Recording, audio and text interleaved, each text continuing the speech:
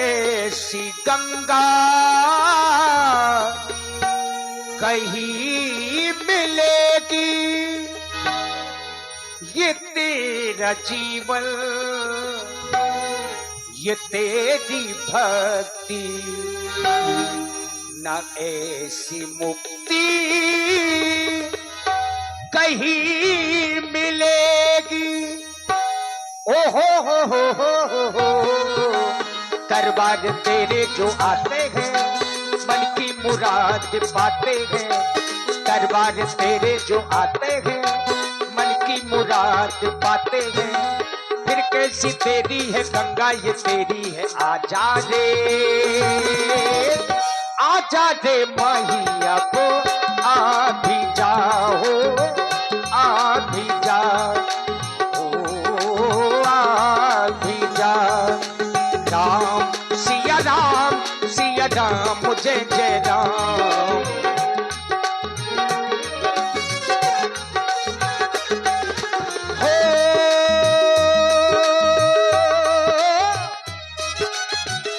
मंगल भवन अमंगल हारी, द्रवभूष कैसे रथ अजेरो बिहारी। राम सिया राम, सिया राम जय जय राम। राम सिया राम, सिया राम जय जय राम।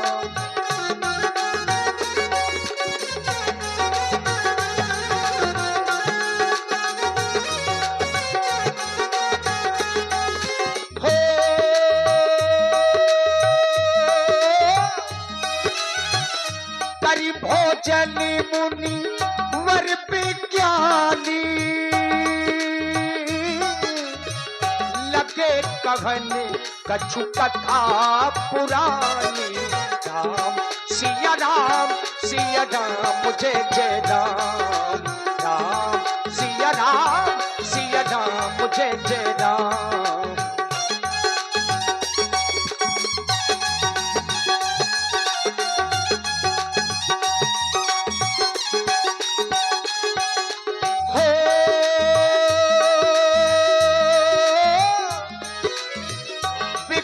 दिवस गुरु आयस पाई,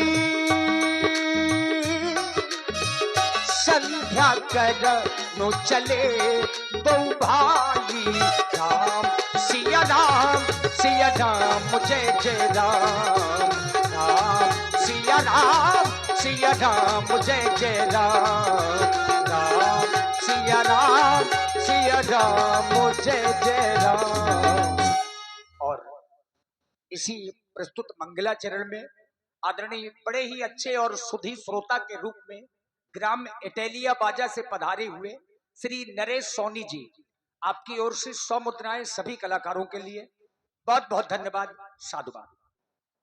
धर्मात्मा राम व शुद्धात्मा लक्ष्मण, जिस समय से तुम हमारे साथ आए हुए हो उस समय से हम तुम्हें परमात्मा की सुंदर कथाएं श्रवण कराते आ रहे हैं, क्योंकि संत के जीवन में केवल कथा हुआ करती है और संसार के मानव के जीवन में बिथा। संत जब व्यक्ति को कहीं भी मिलता है या संत का समागम व्यक्ति के जीवन में जब प्रारंभ हो जाता है तो उसे परमात्मा की सुंदर कथाएं श्रवण करने का सौभाग्य भी प्राप्त हो जाता है, क्योंकि संतों के सत्संग से ही कथा का ही जन्म सत्सों के सत्संग से हुआ है। तुम दोनों बंधु जब से आए हो तब से कथा सुनते आ रहे हो। कथा सुनने के दो नियम हैं, भोजन करने के उपरांत और शयन करने के पहले प्राणी को परमात्मा की सुंदर कथाएं श्रवण करना चाहिए। आज भी हमने भोजन किया और उसी रीत का निर्वाह करते हुए आज हम तुम्हें तुम्हारे पूर्वजों की एक सुंदर कथा श्रवण कराने जा रहे हैं। तुम्हारे पूर्वज महाराज इक्ष्वाकु हुए, उनके बहुत ही दानवीर पुत्र हुए जिनका नाम महाराज नृग। महाराज नृग ने पुष्कर क्षेत्र में करोड़ों ही गौदान की, क्योंकि वो बहुत ही दानवीर और बड़े ही प्रतापी नृपाल थे। लेकिन इतना दान करने के बाद भी उन्हें श्राप मिला और श्राप के कारण उन्हें गिरगिट होना पड़ा। अब तुम विचार कर रहे होगे, जो निरपाल इतना दानी था, इतना ज्ञानी था, इतना शीलवान सदाचारी निरपाल, और फिर भी उन्हें श्राप मिल गया, गिरगिट होना पड़ा। कोई ना कोई कारण तो अवश्य होगा। हाँ कुमारों, उसका एक विशेष कारण है। महाराज नृग गौ तो दान किया करते थे, लेकिन एक दिन एक ब्राह्मण की गौ, जिसका नाम सबला था, वह महाराज की गौशाला में आ गई और सेवकों को यह ज्ञात नहीं था। तो सेवकों ने उस गाय को पकड़कर गौशाला में बांध दिया, और जब गौशाला में बांध दिया तो वह गाय महाराज नृग के द्वारा एक ब्राह्मण को दान में दे दी गई। अब जिस ब्राह्मण की वह गाय थी, उसे पता चला कि मेरी गाय तो महाराज के यहाँ पहुंच गई है, और महाराज ने उस गाय को दूसरे ब्राह्मण को दान में दे दिया। उन दोनों ब्राह्मणों में झगड़ा हो गया। उन्होंने कहा ये गाय मेरी है। जिसकी गाय थी उस गाय के मालिक ने कहा ये तो मेरी है।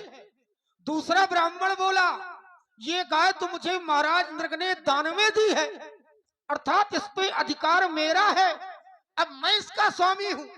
दोनों ब्राह्मणों में झगड़ा हो गया। जब झगड़ा हो गया तो महाराज नृग के पास पहुंचे। महाराज नृग ने कहा ये गाय मैं दान कर चुका हूं, और जब दान कर चुका हूं तो मैं इसके बदले में तुम्हें कई गायें दे सकता हूं। लेकिन उस ब्राह्मण ने कहा महाराज मुझे स्वयं अपनी ही गाय चाहिए। अब समस्या ये थी कि वह दान कर चुका था, और जिस ब्राह्मण को दान में दी वह ब्राह्मण कह रहा था मैं ये गाय वापस नहीं दूंगा, क्योंकि मैं ये दान में ले चुका हूं। अंततः गत्वा हुआ क्या कि जिस ब्राह्मण की वो गाय थी उसके द्वारा श्राप दे दिया गया कि महाराज नृग, भले ही तुम दानवीर हो, कितने भी बड़े प्रतापी हो, लेकिन तुमने दूसरे की वस्तु को दूसरे को दान किया है, जबकि संसार का नियम है कि दान करने वाले को अपनी वस्तु का ही दान करना चाहिए। जाओ मैं तुम्हें श्राप देता हूं, तुम गिरगिट हो जाओ। तो उन्हें गिरगिट होना पड़ा। तो इस कथा से शिक्षा हमें यह मिलती है कि जीवन में कभी भी दान करो, दान करना अच्छी बात है, लेकिन दान स्वयं की वस्तु या उस संपदा का करना चाहिए जिस पर स्वयं का अधिकार हो। दूसरे की संपदा को दान नहीं करना चाहिए। अरे मैं तो तुम्हें कथा सुना रहा था, देख रहा हूं भगवान भास्कर उदयाचल से अस्ताचल की ओर जा रहे हैं। संध्या का शुभ समय हो गया है। विगत दिवस गुरु आयसु पाई, संध्या करनो चले दो भाई। संध्या का शुभ समय हो गया है। ये दोनों बंधु तो मेरी कथा में मग्न हो गए। ऐसा ना हो नित्य कर्म से वंचित रह जाए।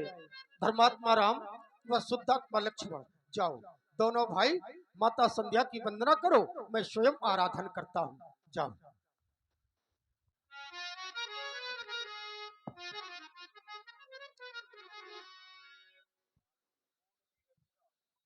भैया लक्ष्मण, हम दोनों भाई श्री गुरु जी के आदेशानुसार संध्या बंदन हेतु आए हैं। संध्या बंदन हम आर्यों की सनातन परंपरा है।